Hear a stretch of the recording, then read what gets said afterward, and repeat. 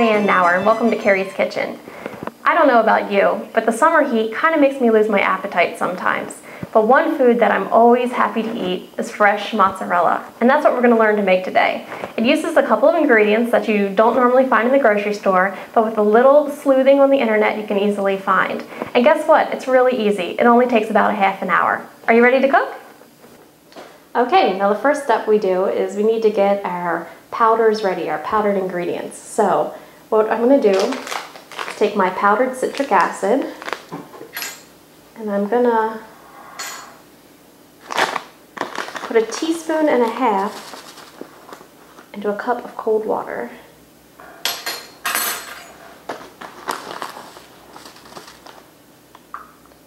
And I'm just going to give that a stir so that it'll dissolve. Now we need to prepare the rennet, which is the enzyme that actually makes the milk curdle. These are a little bigger than an aspirin, and you cut it in quarters.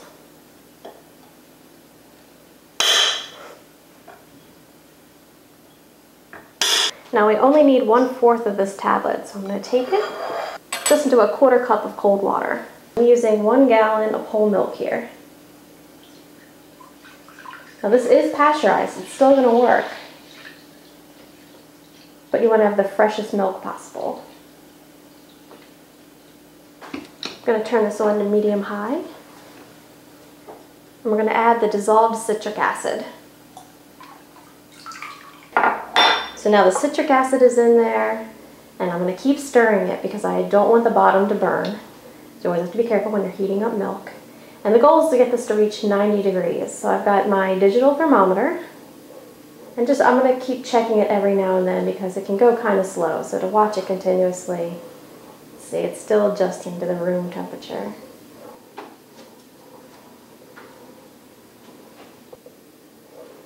All right, we've hit 90. Okay, now we took it off heat. I'm going to stir the rennet one last time, and we're going to add it.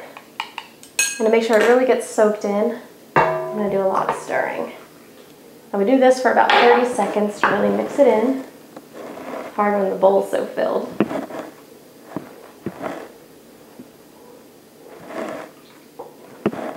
And you don't want to just stir the bottom the whole time. Try to get some diagonal stirs in there too.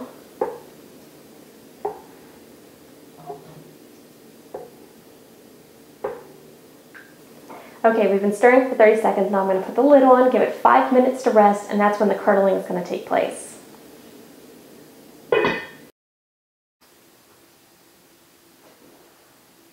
It's been 5 minutes. Now we're going to check on it. It's worked. This top white part is our curd, and this liquidy part is the whey. And for cheese, you really only want the curd part. So what we've got to do now is heat it back up, and we're going to try to get it to 105 degrees just to let it process a little bit further. I'm going to just stir it, but try to keep it together as much as I can.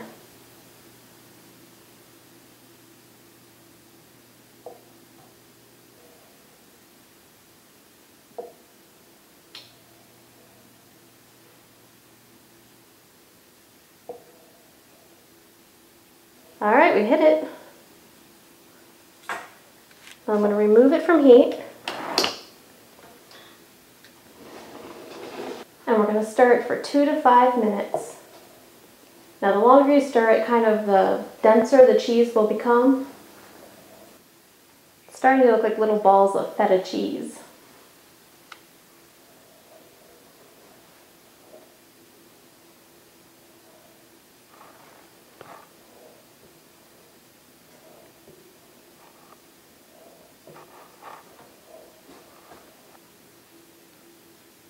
Okay, I think we're ready. Next step is going to be to strain it. So we're going to take this over to the sink.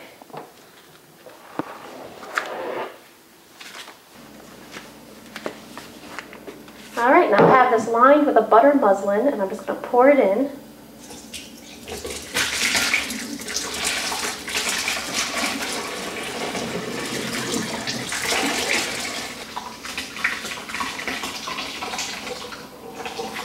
doing is draining out the whey. We've caught the curds. Now we're going to put it in our bowl. All right, and now it's ready for the microwave.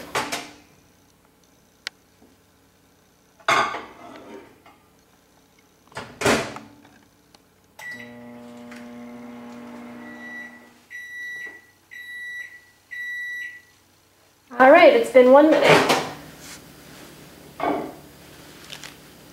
Great. Now a little bit more whey came off, which is totally normal. Now I'm going to drain that back into the bowl. Ooh, it's hot. Okay. Now we're just going to kind of massage it a little bit. More whey is being released.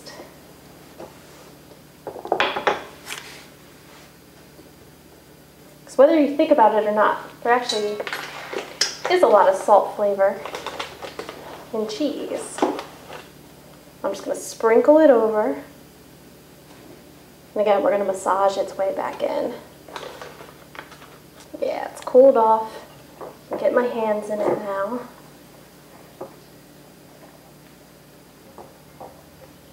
By touching it, it's making it a little softer.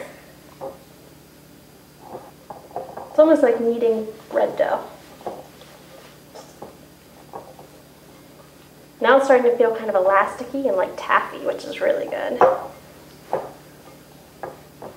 And now we're going to microwave it for another 30 seconds.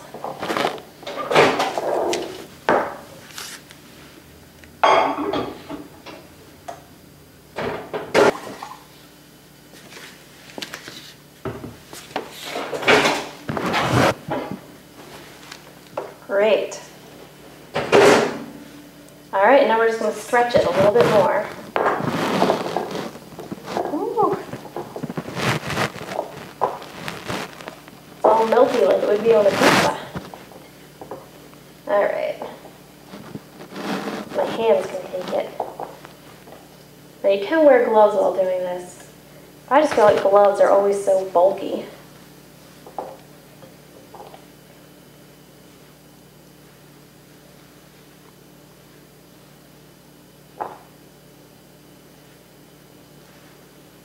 And you can do as much or as little of this as you want. The less stretching that you do, the more it'll be like a ricotta. But if you think about it, a lot of times mozzarella is stringy, and that's because we're stretching it like this.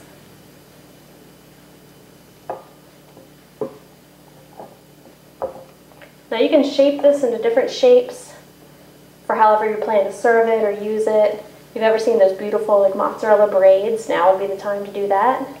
But I kind of like mine to be in a big ball that you can cut slices off of.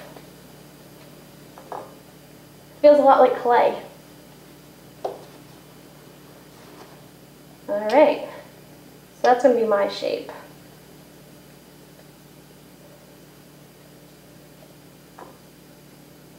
Great. Okay, now we're going to put it under cool water for 5 minutes to cool it down a little gradually. This is just straight from the tap, cold water.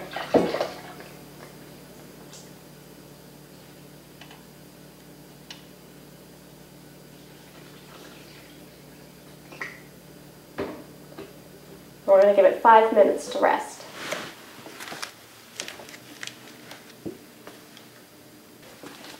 Okay, so it's been 5 minutes. We're ready to drain off this water.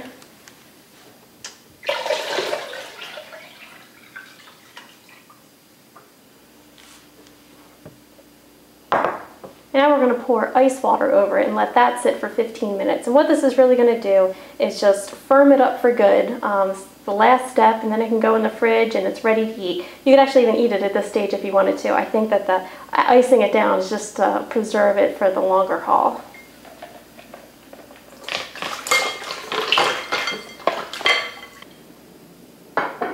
And there you have it, fresh homemade mozzarella.